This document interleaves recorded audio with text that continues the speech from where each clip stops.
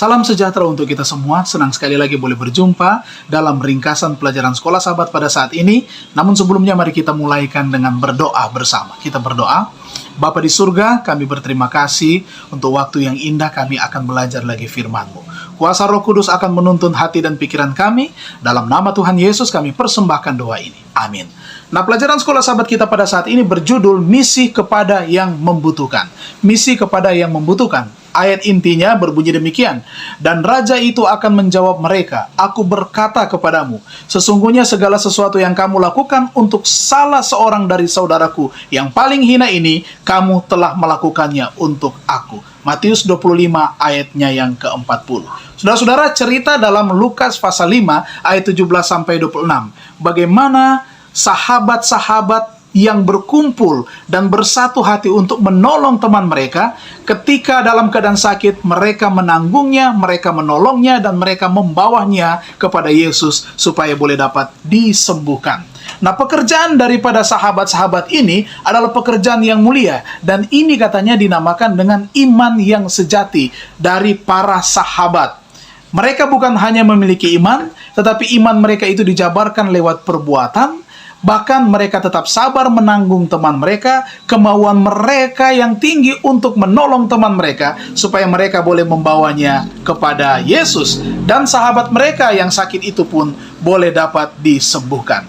Nah, kita juga memiliki misi kepada yang membutuhkan. Yang membutuhkan ini ada di sekitar kita. Orang-orang yang ada di sekitar kita selalu memiliki banyak kebutuhan.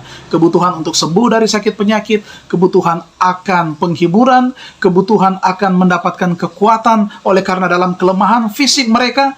Nah, banyak yang memiliki kebutuhan yang dapat kita jangkau. Mari kita menggunakan metode Kristus. Metode Kristus yang dapat menjangkau saudara-saudari kita yang memiliki kebutuhan.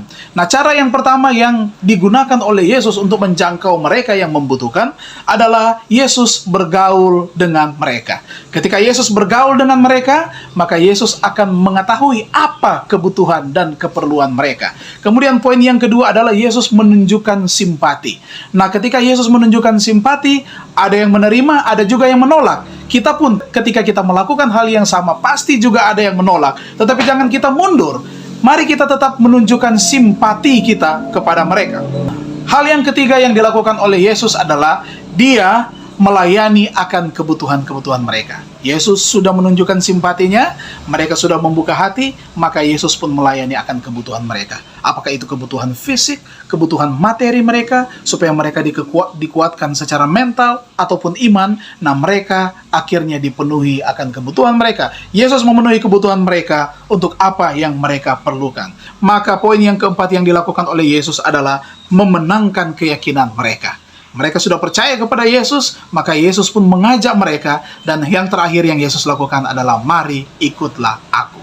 Hal yang sama pun perlu kita lakukan untuk menolong saudara-saudari kita ini. Apakah yang sakit, yang berduka, pengungsi, imigran, mereka yang tersakiti. Mari kita menunjukkan kasih kita, kasih yang lebih besar kepada mereka. Ternyata kebutuhan-kebutuhan dari setiap orang tidak akan pernah berakhir.